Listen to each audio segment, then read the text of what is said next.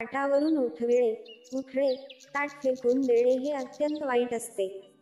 माणसाच्या हातून कळत नकळत काही चुका होत असतात, पण त्यांचे परिणाम मात्र त्रासदायक असतात. घरोघरी आढळणारी एक मोठी चूक म्हणजे अन्नाचा अपमान. एखादा माणूस जेवायला बसलेला असतो तेवढ्यात घरात किरकिर सुरू होते. पती, पत्नी, मुले किंवा कोणीतरी पाहुण्यापैकी अचानक नको ते विषय काढतात. शब्दाला शब्द वाढत जातात. भांडणे सुरू होतात व कोणीतरी रागाने जेवणावरून उठून जातो. अन्न तसेच राहते. अन्नाचा म्हणजे अन्नपूर्णेचा अपमान होतो. नंतर घराण्याला उतरती कळा लागते. घरचा करता पुरुष अथवा स्त्री जेवायला बसले असताना त्यांना घरातील कोणत्याही अडचणी सांगू नका. त्यांना शांतपणाने 4 घास खाऊ द्या. शत्रू जरी काही खात-पीत असेल, जेवत असेल तर त्याला सुखाने खाऊ द्या.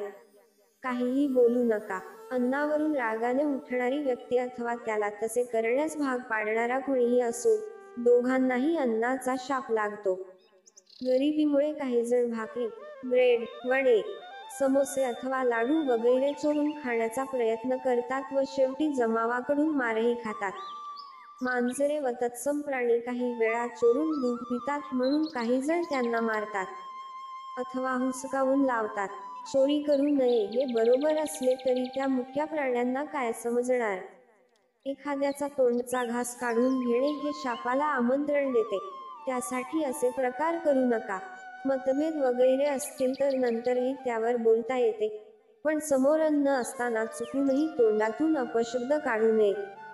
तसेच कोणाला कोणता सल्लाही देऊ नये.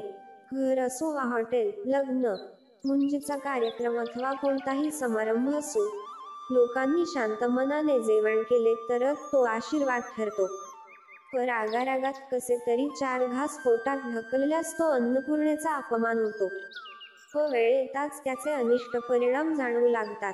यासाठी जेवण्यापूर्वी ताटाभोवती पाणी फिरवून चित्रावळी काढली जाते. काहीशी ते ज्ञात अज्ञात जीवासाठी काढून ठेवण्यासाठी प्रथा आहे. मंगलकार्याच्या वेळी ताटाभोवती रांगोळी काढली जाते. अन्नपूर्णा देवी प्रसन्न राहावी, संपूर्ण कुटुंबाचे रक्षण व्हावे, घर धनधान्याने भरलेले असावे, सर्वांची भरभराट व्हावी हा त्या मागील हेतू असतो.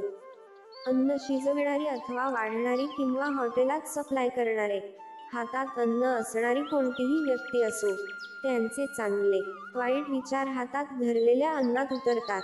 त्यासाठी मन शांत नसताना अथवा राग, रुसवे तसेच मन प्रक्षुब्ध असेल तर शक्यतो खाणे-पिणे करू नये. मनुष्य प्राणी राबतो पोटासाठी, पण ते अन्न जर तुम्ही शांतपणे खात नसाल तर त्या राबण्याचा उपयोग काय? अन्नाच्या नासाडीने अन्नपूर्णेचा अपमान होत असेल तर त्याचे अनेक दोष निर्माण होतात, व ते पुढे त्रासदायक ठरतात. हे दोष दूर व्हावेत यासाठी पंचमहायज्ञ रोज करावा असे ज्योतिषशास्त्रात सांगितलेले आहे. अतिथी देवो भव ही म्हणही त्यासाठीच वापरतात. कावळे, चिमण्या, कबुतरे, कुत्री, मांजरे, गायी व इतर मुक्या प्राण्यांना खाऊ घातल्यास आपल्या कमाईला ऊर्जितावस्था येते. ज्यावेळी संकेत येतात त्यावेळी कुणाच्या तरी रूपाने देव आपले रक्षण करीत असतो. अपघात होत नाहीत व झालाच तरी त्यातून सही सलामत सुटका होते. अन्नदान केल्याने अनेक दोष नष्ट होतात. राहती वास्तूही शांत राहते. स्वतःची आध्यात्मिक शक्तीही वाढते. मंडळी, अशाच प्रकारच्या माहितीपूर्ण व्हिडिओसाठी आमच्या चॅनलला सबस्क्राईब करा आणि बेल आयकॉनवर सुद्धा क्लिक करा, म्हणजे आमच्या नवनवीन व्हिडिओचे नोटिफिकेशन तुम्हाला मिळत राहील. धन्यवाद.